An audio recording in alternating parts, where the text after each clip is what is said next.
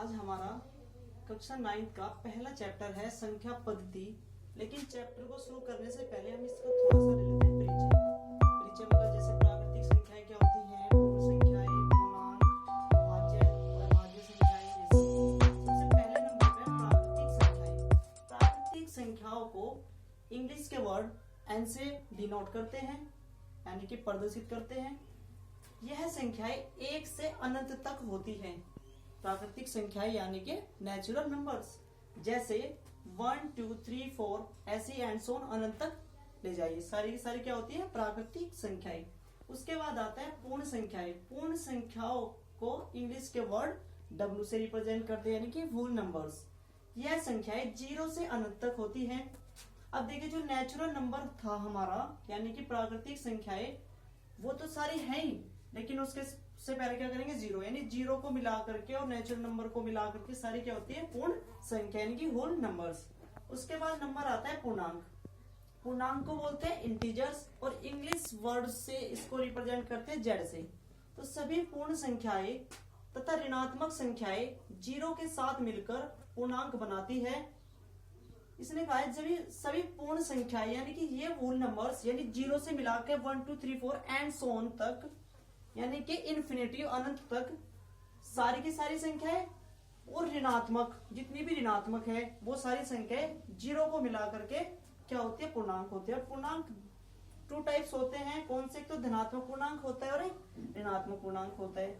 अब जैसे मैं डिजिट ले लेता हूं, मान लीजिए ये तो 0 है, इधर चलेगा 1, 2, 3, 4 एंड सो ऑन इन्फिनिटी, और इधर 0 से इधर क्या चलेगी साइड साइड निगेटिव, तो -1, -2, -3 एंड सो ऑन।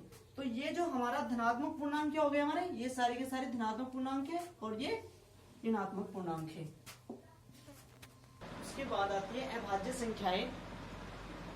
1 से बड़ी वे प्राकृत संख्या जो 1 या स्वयं के अलावा किसी और से विभाजित न हो, जैसे 2, 3, 5, 7, 11। ये जितनी भी संख्याएं हैं सारी की सारी संख्याएं या तो ओनली किससे डिवाइड है, 1 से, या अपने आप से डिवाइड है। तो ऐसी संख्या क्या बोलते हैं, अभाज्य संख्याएं, जो सिर्फ अपने आप से भाग हो सकती है या सिर्फ 1 से हो सकती है। इस संख्या को क्या कहते हैं, अभाज्य संख्याएं। उसके बाद आते हैं भाज्य संख्याएं। 1 से बड़ी वे प्राकृत संख्या, देखो ध्यान से देखो, यहाँ पे मैंने कहा 1 से बड़ी वे प्राकृत संख्या जो 1 या स्वयं के अलावा किसी और से विभाजित हो जाए।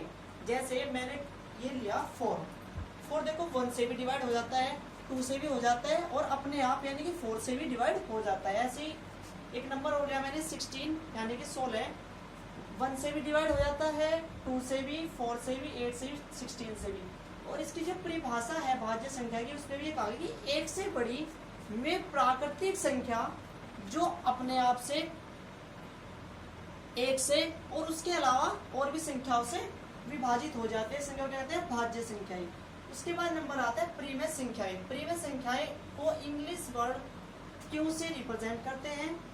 इन संख्याओं को P/Q के रूप में लिखा जा सकता है, जहां P और Q पूर्णांक है।